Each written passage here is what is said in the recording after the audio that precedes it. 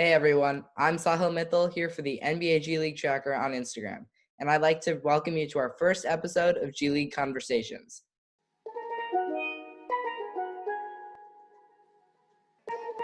Ice water turn Atlantic, night calling in a phantom. Told them, hold it, don't you panic. Took an island, fled the mansion, dropped the roof, more expand. Our first guest is professional basketball player and former Windy City Bulls guard John Octeus. Thanks for taking some time to do this today. No problem. Happy to be here. So going back to the 2015-16 season, which was the season before you started playing for Windy City, you were drafted by the Texas Legends in the D League draft, and then traded to the Oklahoma City Blue, and then you were eventually waived.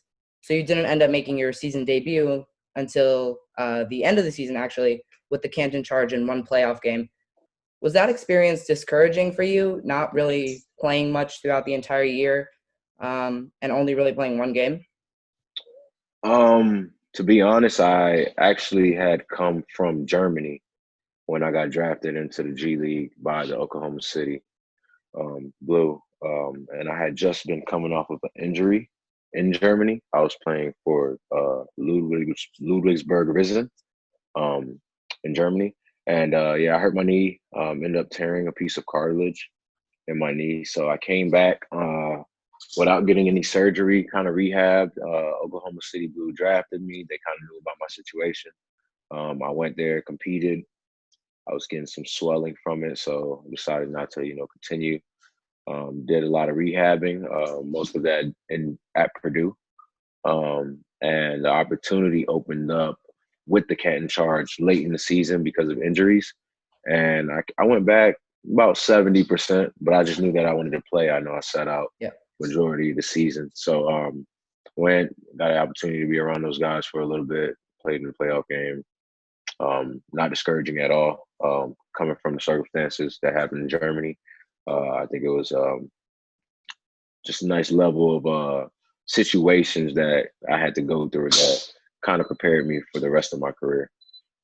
So moving then to the 2016-17 season, which was your first season with Windy City, they drafted you through the expansion draft since they were a new team that year. Were you really excited to go into a training camp with a legitimate chance of playing that year and making an impact with the team? I mean, going to every opportunity, excited. I knew a couple of the guys that were going to be there. I had played against those guys in college before, especially Spencer Dinwiddie. I had played against him in college when I was at Colorado State. So I had to familiarize myself with a lot of guys, and it was a good experience going into it. During that season, you also had the opportunity to play with 8-year NBA veteran Will Bynum.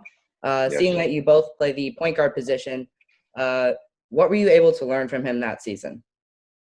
Oh, I took a lot from Will. Obviously, being an NBA vet, coming onto the team after Spence got called up was a really good situation for us and our team. One, because he was such a good leader on and off the court. Outside of basketball, I felt that's where he impacted us the most. Just bringing his experience and his know-how to maneuver throughout the league, especially when things don't seem to be going your way. So it was a great experience having Will there. So now moving to your next season with Windy City, during the 2017-18 season, your season got cut short. You were only able to play 6 games due to a season-ending injury. What was that whole injury and rehab process like? Was it similar to your other injuries before? Yeah, it was my second injury, major injury. I tore every ligament in my ankle, my left ankle. Probably playing the best basketball that I had played to that date. Was really helping the team out. We had some really good players on the team: Antonio Blakeney, Ryan Archie, Diacono, as our two ways. And I felt like early on in the season I was able to help. You know what I'm saying? And the injury happened. But throughout that injury, again, it's just a learning experience. I took all the positives from the situation and then powered through. I think they told me 14 months before I was 100% again. I was already back in the gym 3.5 months later, working out and stuff. So it just gave me an opportunity again to kind of test my limits, deal with another form of adversity and see if I could battle through. Yeah, you talk about adversity. It seemed like the 2018-19 season, after you hurt yourself, it was a much more smooth ride for you guys. It seemed like you had a really good time. That whole team was just a lot of fun to watch, and it seemed like you guys had really good chemistry. What was the best part about being a part of that team? Um, well, just the fact that you're around such good guys, that always helps a organization. When you have a lot of good guys that have the same goal, um, it allows for the chemistry and the flow to just develop a lot more smoothly. Um, Still have relationships with a lot of those guys on that team. Like you said, it was a very smooth season. We worked hard. We went after it every day. Whether guys were playing or not, we had the right attitude moving forward. Um, and that whole battling through adversity thing that happened throughout the season, between injuries, between losing a couple games in a row, between not winning a couple games in a week, just many of different things. That happened throughout that season that a lot of us fought through, and that's why I think we had so much success. You guys also made the playoffs for the first time in Windy City Bulls history that year. What was the feeling like in the locker room after you guys clinched that spot? Um, the feeling like in the locker room. To be honest, we had talked about it the whole season, and we had talked about doing it the whole season. So when it happened, that goal immediately was pushed to the side, and the next goal was to win, continue winning.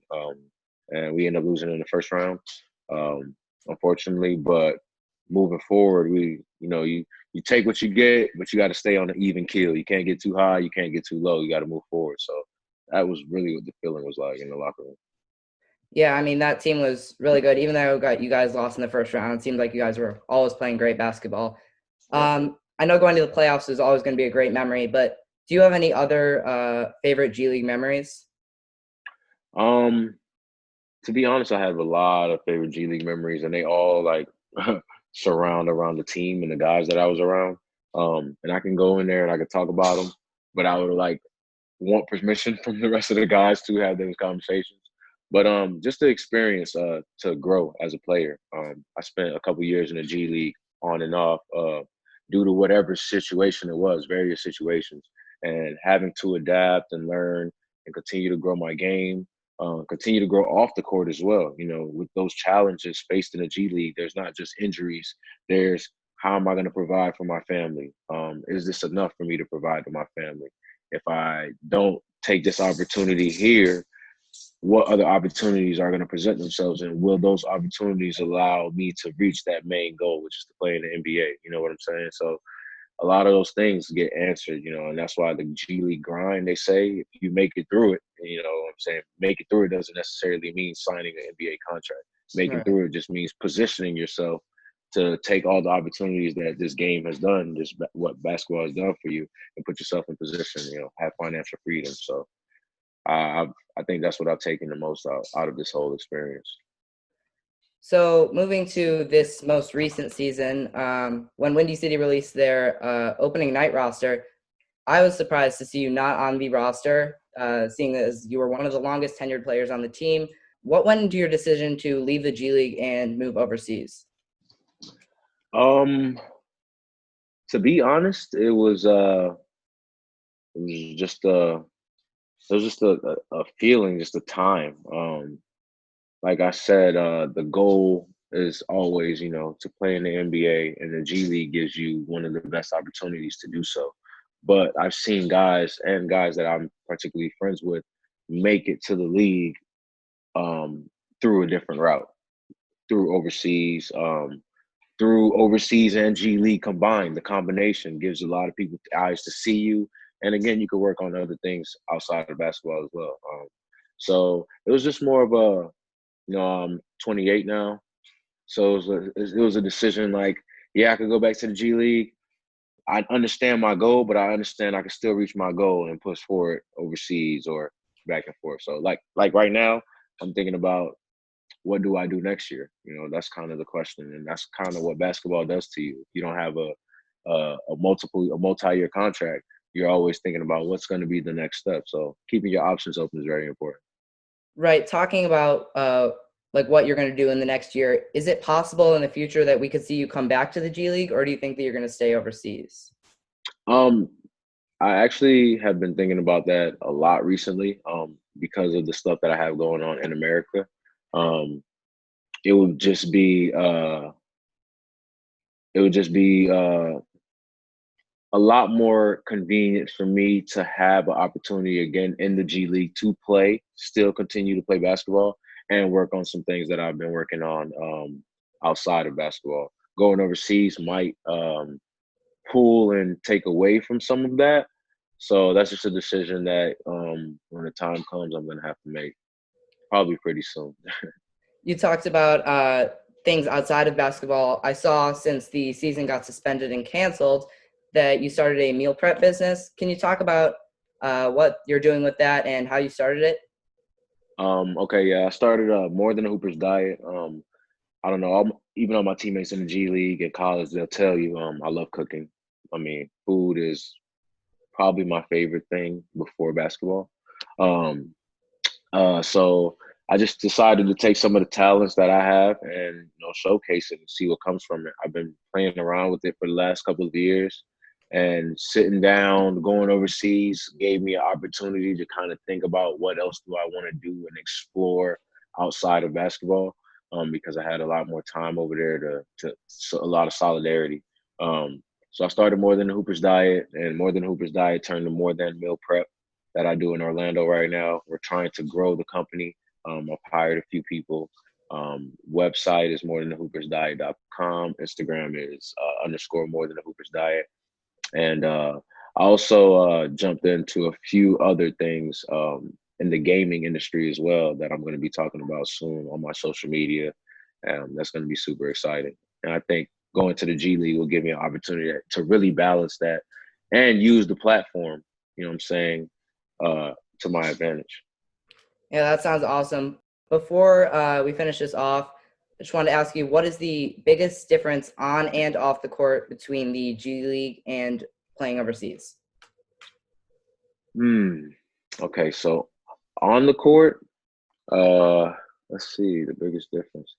Just being away from home, being away from your family. For me particularly, being away from your friends.